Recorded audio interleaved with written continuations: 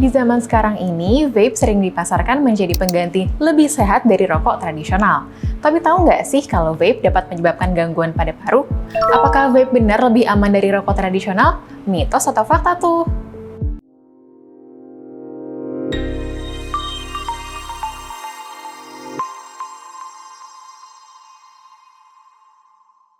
Hai Sobat KLBMed, saya Dr. Rista. Hari ini kita akan membahas mitos dan fakta tentang vape. Simak terus ya. Penggunaan vape sekarang juga sangat meningkat dan didominasi dewasa muda, bahkan remaja. Di Indonesia sendiri ada lebih dari 6 juta orang yang menggunakan vape. Vape adalah perangkat elektronik yang bekerja dengan memanaskan cairan bernama e-liquid yang mengandung penambah rasa atau flavorings menggunakan elemen pemanas yang menghasilkan uap atau aerosol yang dihirup ke paru. Uap tersebutlah yang akan memberikan sensasi seperti merokok.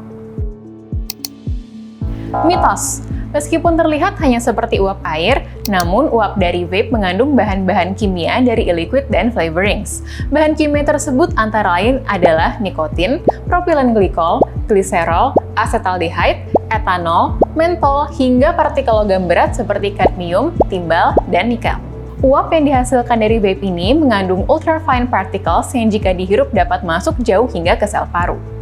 Meskipun vape tidak menghasilkan tar, yaitu zat kimia yang sangat berbahaya yang ada pada rokok tradisional, tapi vape tetap mengandung beragam bahan kimia yang juga dapat berbahaya bagi tubuh. Fakta. Rokok tradisional mengandung lebih dari 4.000 bahan kimia yang berbahaya bagi tubuh, yang terbukti menyebabkan penyakit jantung dan pembuluh darah, kanker, serta penyakit paru dan saluran napas seperti penyakit paru obstruktif kronik atau PPOK. Sedangkan, vape juga mengandung bahan kimia, namun jumlahnya jauh lebih sedikit dari bahan kimia pada rokok tradisional. Namun, perlu diingat bahwa meskipun vape dapat mengurangi paparan terhadap bahan kimia berbahaya yang tergandung dalam rokok tradisional, namun vape tetap memiliki dampak buruk bagi kesehatan. Mitos. Bahan kimia yang terdapat pada uap vape dapat menyebabkan kerusakan pada sel-sel di saluran napas dan paru. Uap yang dihasilkan dari pemanasan e-liquid mengandung bahan kimia seperti formaldehyde dan partikel logam berat.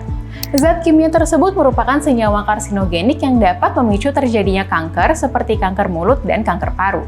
Selain itu, pemanasan bahan penambah rasa e-liquid atau flavorings menghasilkan uap yang mengandung diasetil dan asetilpropionil yang dapat menyebabkan gangguan pernapasan seperti batuk, asma, dan radang saluran napas kecil atau yang disebut bronkiolitis obliterans. Tahu nggak sih? Vape juga dapat menimbulkan gangguan pernapasan pada orang sekitar yang menghirup uap dari vape loh. Mitos. Vape mengandung nikotin, yaitu zat adiktif yang menyebabkan kecanduan, sama seperti yang ada pada rokok tradisional.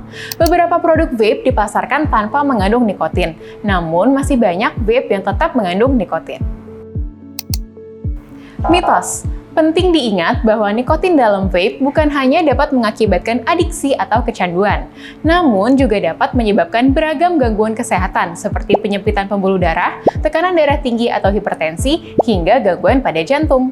Kesimpulannya, vape tetap tidak aman dan dapat berbahaya bagi kesehatan. Jangan lupa, gangguan pernapasan akibat vape tentu memerlukan pengobatan.